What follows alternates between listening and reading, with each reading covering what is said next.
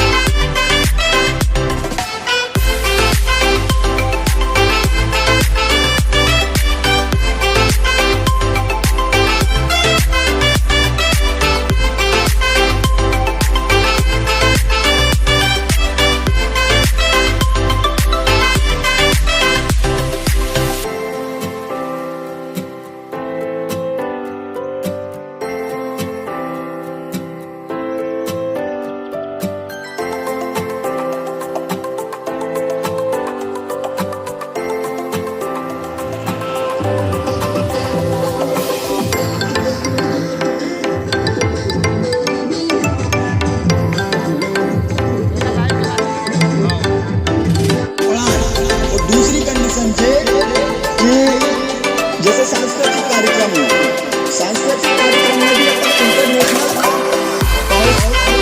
International level तक पहुंच सकते हैं अपनी कला, अपने हुनर को।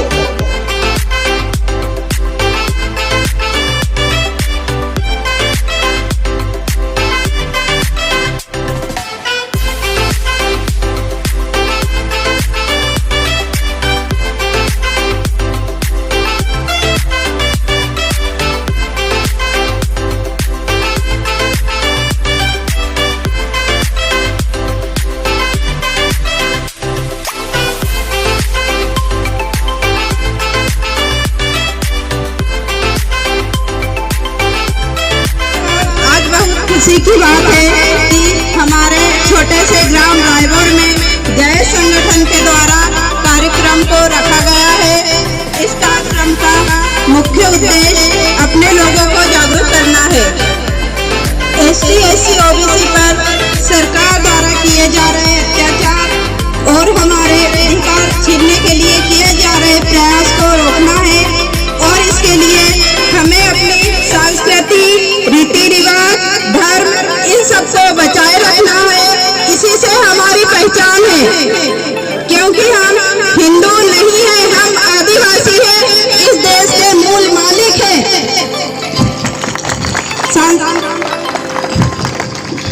रीति रिवाज, रहन सहन इन सबसे अलग है।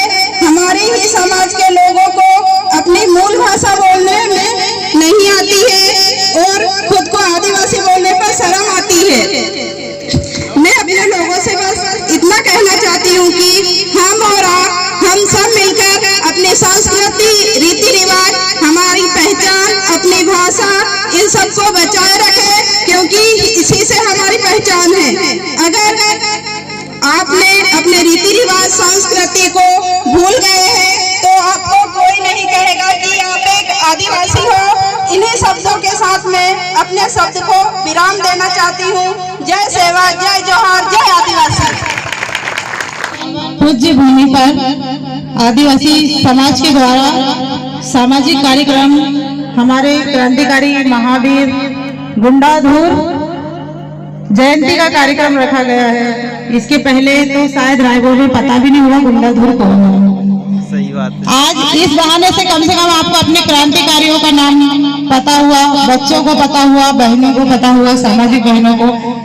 जब तक सिर्फ सबसे पहले में हमारे मंच पर बैठे हुए हमारे वरिष्ठ सेवा समाज के सगाजनों को सेवा जोहार करती हूँ। सेवा जोहार हमारे भाई पुलिस वाले भाई साहब को जय सेवा जोहार, जय सेवा जोहार। हमारी मातृशक्तियों को सेवा जोहार और हमारे सारे क्रांतिकारियों को सेवा जोहार। एक बार मेरे साथ में नारा लगा दीजिए, एक तीर एक कमान, आदिवासी एक समान, एक तीर एक कमान, आदिवासी एक समान। सेवा सेवा, सेवा सेवा। ये हुई ना बात।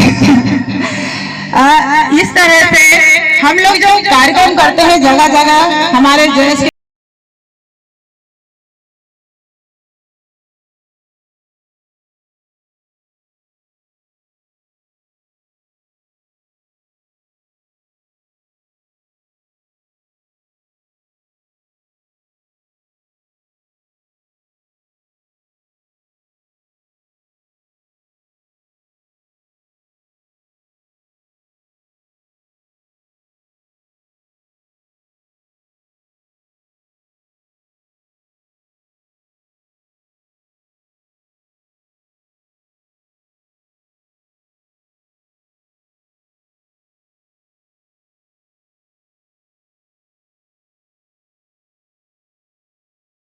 सभी देवियों सज्जनों, बाहर से आए अतिथिगण और मेरे सभी छोटे भाई और बहनों, आप सभी को जय जोहार और आज की जयंती की बहुत बहुत शुभकामनाएं।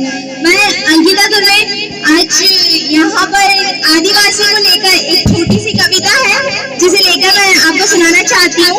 विश्व के 90 देशों में कर रहे हैं प्रकृति और संस्कृति की रक्षा।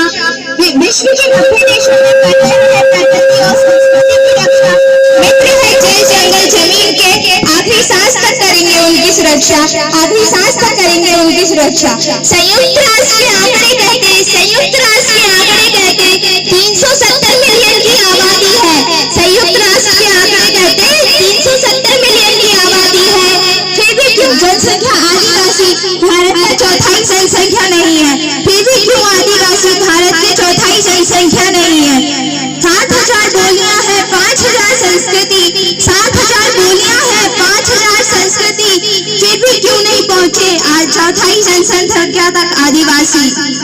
बोल है जिनके गीत सरीखे, बोल आदिवासी समाज की राष्ट्रपति श्रीमती द्रौपदी मुर्मू आज उस पद पर आधारित है।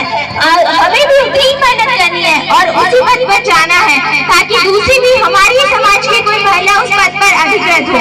देश की सबसे बड़ी परीक्षा और सबसे कठिन परीक्षा आप सभी जानते हैं यूपीएससी की होती है, लेकिन आज की कोई भी आदिवासी बच्चा उस परीक्षा को क्लैरिफाई नहीं कर पाया है। क्यों? हम ये हिम्मत नहीं है कि हम उस परीक्षा को क्लैरिफाई कर पाए। क्यों हम उस परीक्षा को नहीं पास कर पाते? हमें इतनी मेहनत करनी है कि हम उस परीक्षा को पास कर पाए। आज हमें कोई आदिवासी समाज का कोई त्योहार मनाना हो या फिर आज जैसे कोई सम्मेलन मनाना हो तो हमें कलेक्टर की परमिशन लेने जाना पड़ता है। क्यों नहीं उस कलेक्टर के पद पर हम खुद ही विराजमान हो ताकि हम खुद ही अपने समाज का सम्मान कर सके, सम्मेलन खुद ही आयोजित कर सके? क्यों हमें किसी की परमिशन लेनी पड़ती है? हमें इतना आगे बढ़ना है, अपने समाज को इतना आगे ले जाना है ताकि हम अपने समाज का सम्मेलन खुद ही समायोजित कर सके, खुद ही आयोजित कर सके। और ऐसा नहीं है कि आप में योग्यता नहीं है या फिर आप में उतनी ताकत नहीं है, आप कर सकते हैं, पर आप मेहनत करते करते बीच में ही छोड़ जाते हैं। अगर मेहनत करनी है और उस पद पर जाना है तो हमें कड़ी मेहनत करनी पड़ेगी, रात दिन नहीं करना पड़ेगा। अगर सीढ़ियां चढ़नी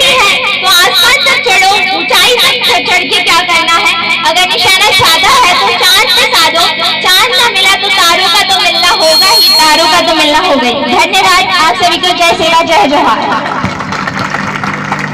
जाता है।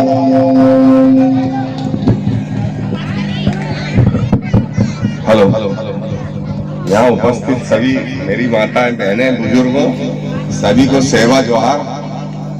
और मैं आदिवासी भाषा का ज्यादा उपयोग करता हूँ समाज में, हिंदी कम बोलता हूँ। हाँ, फारसी में सीखूंगा ना।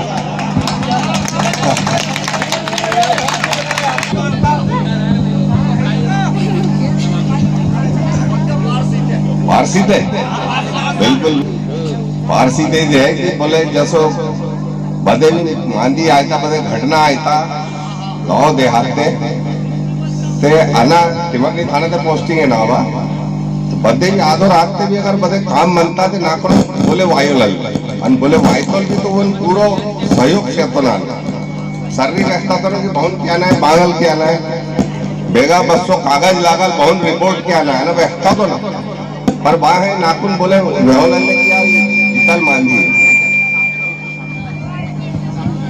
अच्छा अच्छा अच्छा अच्छा, तो बदे भी परेशानी है, थाना कचेरी ताल ना करूं आधो रात पे भी वाइकिट तो मेरे को पूरा सहयोग से से तो नहीं आधो रात पे मेरे को पूरा शरीर व्यस्त करना ना संज्ञा ललल कर मेरे को शरीर जरूर व्यस्त करना। पावन सभा को नतमस्तक होकर नमन करता हूँ। मंचा से सभी सम्मानित अतिथियों को नतमस्तक होकर नमन करता हूँ। और आदिवासी समाज में जन्मे हमारे महान क्रांतिकारी बिरसा मुंडा, वाणी दुर्गा, शंकर सार, रघुनाथता, दादा भीमराव अम्बेडकर, मुंडा देव, सभी तमाम क्रांतिकारी जिन्होंने इस आदिवासी समाज के लिए अपने प्राणों की आहुति दी, उनके चरणों में सेवा जोहार नमन करता हूँ। साथ ही यहाँ पर उपस्थित सभी मेरे पिता तुल्य मातृशक्ति युवा साथी सभी को सेवा जोहार और नमन। इस कार्यक्रम को आयोजित करने वाले जय जय ग्राम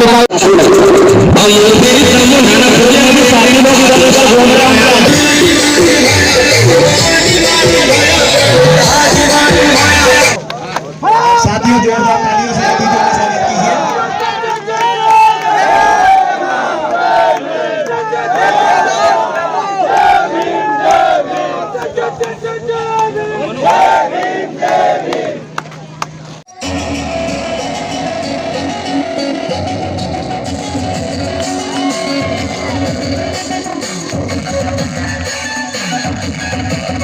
बहुत शानदार तस्वीर, जोरदार ताली का गड़गड़ाहट स्वागत करें हमारे नारी शक्ति का।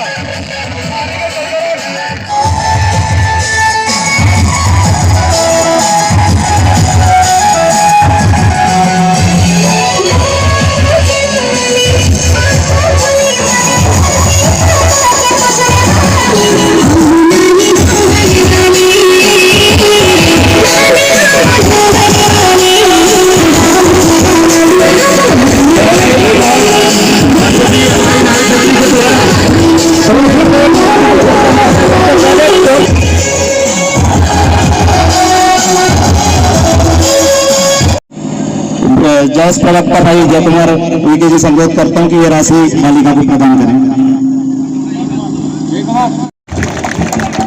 बहुत शानदार प्रस्तुति के बाद मैं आदिवासी इस देश का मूल मालिक है और वो जजमेंट कब पता चल रहा है हमको 10 साल के बाद। क्योंकि उनको पता है कि इस देश का यहाँ मूल मालिक है। कभी इसको पता चल गया तो यहाँ पे आए जितने एरे गिरे नट्टू गिरे सबकी दुकान बंद हो जाएगी। पहली हमारी भी कुछ कमियां हैं, हम लोगों ने अलग अलग रखे गए हैं, जैसे देश लेना है मेरे को आपसे, क्योंकि मेरे साथ मेरे युवा साथी आए हैं जो मेरे को आज बुढ़ापे में जिनका सहारा है। मैं चाहता हूं कि मेरे युवा साथी और हैं जिन्होंने बहुत समाज के लिए काम कर रहे हैं, लगातार कर रहे हैं। अब मेरे जो समाज के युवा पीढ़ी है, हमारा फर्ज बनता है कि पहले हम उनको आगे लाएं। कि ये जीतू भाई वो आपको 2 मिनट लेंगे, अपनी बात रखेंगे, उसके बाद में मैं आपका बात रखूंगा। आप जिस प्रश्न का करोगे उसका उत्तर भी दूंगा, हर समस्या का हल भी बताएंगे। ये तो भाई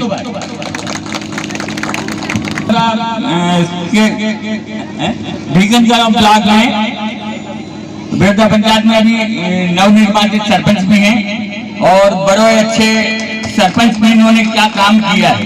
अभी 6-7 महीने में इतने अच्छे काम किए कि शायद मध्य प्रदेश में कहीं काम ही नहीं हुआ होगा। धन्यवाद। बहुत बहुत धन्यवाद आदरणीय मार्गदर्शक दयाराम दादाजी एवं समस्त मंचासीन सभी सदस्य। मैं भी अपनी बात शुरू करूं उससे पहले हमारे देव हमारे अंदर डीएनए के अंदर जिंदा है, उनको नमन करते हुए मैं अपनी बात शुरू करूंगा। साथियों, आज रायबोर की इस यात्रा के अंतिम दिन में आपके बीच में बोलने का अवसर मिला। हम चाहते हैं, इतनी दूर से आए हैं, आप लोग भी कीमती समय निकाल करके आए हैं, खर्चा करके आए हैं। हमारा भी ये उद्देश्य है कि आप 2 चीजें लेकर के जाएं और जहां से आप आए हैं यहां से जो वाणी लेकर के जाएं।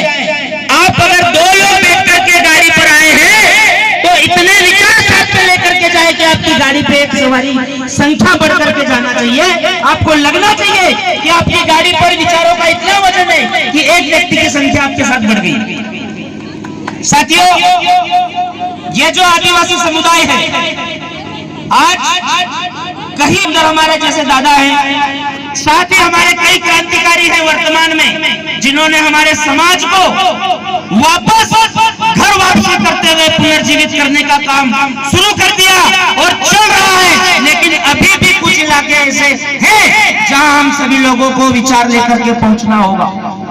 एक दूसरे के विचारों को एक दूसरे से आदान प्रदान करते हुए हमको उन इलाकों तक पहुंचना होगा जहां पर अभी भी आदिवासियों की आवाज नहीं उठाई जा रही। ये काम आप जैसे क्रांतिकारियों का जो दिन रात भूखे प्यासे रह करके ये जो टेंट लगाने का काम करते हैं, मंच लगाने का काम करते हैं, हमारे लोगों को यहाँ तक लाने का काम करते हैं, उन भाइयों का काम है कि आपको उस जगह तक पहुंचना है जहां हमारे आदिवासी समाज की कोई आवाज नहीं उठा रहा। साथियों, ये जो मूल मालिक का जो मसला चल रहा है हमारे देश में, संविधान से देश चलता है, सबको पता है ना, सबको पता है। देश कैसे चलता पर लागू नहीं होता।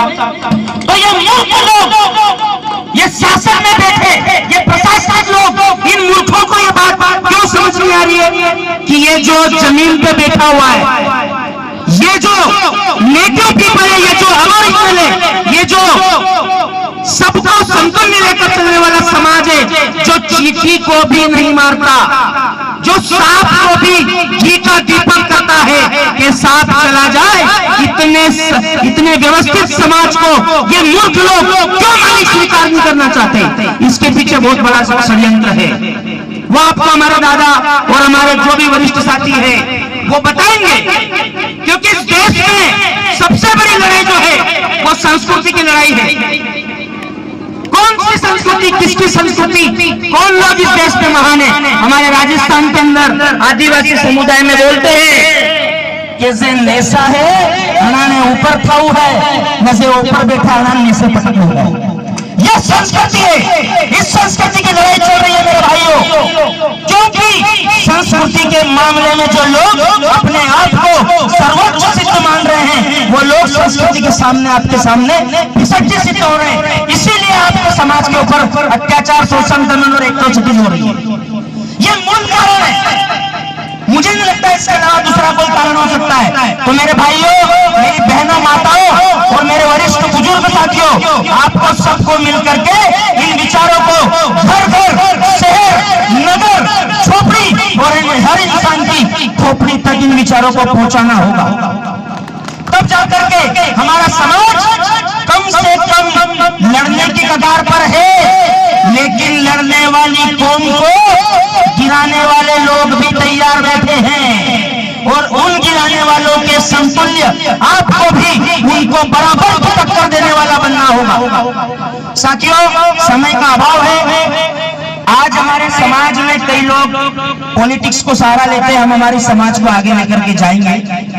अभी जो अर्चना जी ने बातें कर रखी है, शिक्षा है, मेरे हिसाब से जो पॉलिटिक्स होती है उसका कुछ अंश हम समाज को देंगे ये सोच करके व्यक्ति जाता है। पॉलिटिक्स के लिए मैं 2 ही चीज कहना चाहूंगा, ज्यादा नहीं कहना चाहता, पॉलिटिक्स में ज्यादा इंटरेस्टेड अपन है भी नहीं। कहते हैं उसके बिना काम होगा भी नहीं, लेकिन कई ऐसे लोग हैं जो सरपंच बन जाते हैं, पंच बन जाते हैं, एमएलए बन जाते हैं, पर उनको पता नहीं है कि शासन को कैसे चलाया जाता है। मैं एकमात्र ऐसा व्यक्ति जो जिला पंचायत के पास जाकर के बैठा, मैंने उनको बोला ये व्यक्ति मुझे इसका कार्य समझ नहीं आ रहा है, तो मैडम ने मुझे बोला कि आपका कोई भी नियम नहीं चलेगा, जो भी होगा प्रशासन तय करेगा, आपके मन मुताबिक आप कुछ नहीं कर सकते। तो मैंने मैडम को बोला कि मैडम एक तो होता है शासन और दूसरा होता है प्रशासन। आप हो प्रशासन और जो मुखिया होता है राज्य का मुख्यमंत्री वो शासन है। तो इस हिसाब से ग्राम पंचायत का शासन कौन हुआ? मैं हुआ, मैं सरपंच हूं ना, संवैधानिक भाषा की बात कर रहा हूं, तो मैं शासन हूं। और ये जो सचिव है या जिला से ये सेक्रेटरी है, मेरा मजदूर है, मेरे घर की करने आया है, इसको मजदूरी करनी है मेरे सामने। और आप भी प्रशासन है, आप मुझे ये ना सिखाएं कि मुझे क्या करना है, मैं आपको आदेश कर रहा हूं कि आपको ये काम करना है। मैडम ने बोला ठीक है सरपंच साहब, आप नाराज हो गए, कर लेंगे, आप नाराज क्यों होते हो?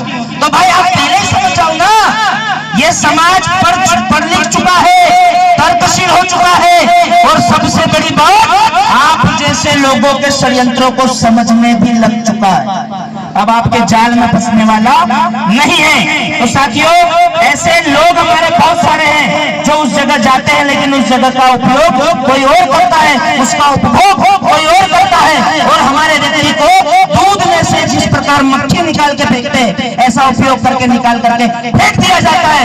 तो हमको ऐसा उपभोग या उपयोग की वस्तु भी नहीं बनना है, इसलिए ऐसे व्यक्ति को उस जगह भेजना है जो हमारे समाज के अत्याचार शोषण दमन के ऊपर बोले, उन लोगों को नहीं बोलना भेजना है जो गूंगे बहरे बैठ करके वहां जाके चुपचाप बैठ जाते हैं। ठीक है, धन्यवाद। समय का अभाव है और मेरे से जो बना आप लोगों के बीच में, मैंने कहा जय जोहार, सेवा जोहार, जय गुणगान। हमारे मातृशक्ति के चरणों में नमन करते हुए, हमारे गांव के बड़े बुजुर्ग के चरणों में नमन करते हुए, हमारे कुल के, हमारे समाज के महापुरुषों के चरणों में नमन करते हुए, धन सिंह भाई भैया, धन सिंह भैया, आज वो